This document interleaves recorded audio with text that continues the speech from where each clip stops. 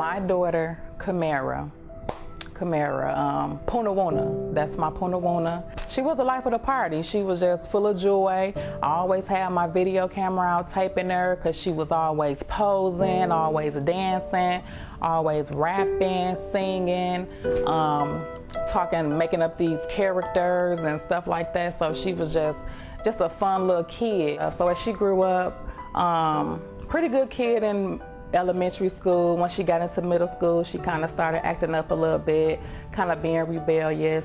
As she got older, going into high school, she still was on this little rebellious streak. For a minute, I kind of thought she wasn't gonna graduate, but I stayed on her and I pushed her, and she finally got through it. So I was excited. She was done with high school. She was excited to go on to the next chapter in her life. She was going away to college in Minnesota, Hibbing College. I was very adamant about going to start college. You know, me being the only kid, stepping out of my mom's nest, it was kind of hard. It was challenging, but I was still eager for the experience. So my main concern was, being away from my mom. So everything was going good for about a month when she was away. And then all of a sudden I got a phone call from a sheriff, which was a devastating phone call. They said that my daughter had been picked up from the highway. She was on the highway walking home, saying she was on her way home to Milwaukee. Now this was in Hibbing, Minnesota.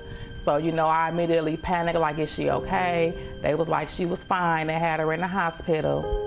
And I was due to go home. Prior to me walking on the road, I was due to go home for Halloween. She ordered me a bus ticket, from Jackson's Lines, and I missed it in that morning. So I really had a mental breakdown. I was just like, what am I gonna do? I should walk home.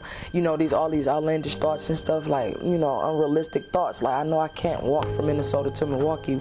Like, wow, They had her in the psych department, evaluating her. So me and my sister, we got in the car, got on the freeway, got there about 6 hours. Of course, I was nervous, I was scared. And they said that she was delusional. What she was saying, it wasn't making sense, so she wasn't in her right mental state of mind.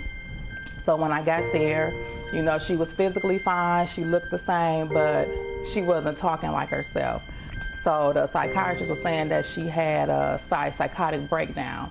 They were saying that they could try different medicines to get her back stable. And so they did. They tried Haldol, they tried lithium, they tried Risperdal. They came and told me one day that she was being rushed to the ICU. And they said because she had an adverse reaction to the psych medications. Her blood pressure was dropping. They couldn't get her heart rate stable. She was having seizures. She was having asthma attacks. It was just really traumatic. So next thing I know, I see tubes all in her nose, down her mouth. She couldn't eat. She wasn't responding. They were saying that she didn't have any brain activity going on in her head. So the doctor said that she was diagnosed with NMS, which is neuroleptic Malendic syndrome, and it's an adverse reaction to the psych medications that they give.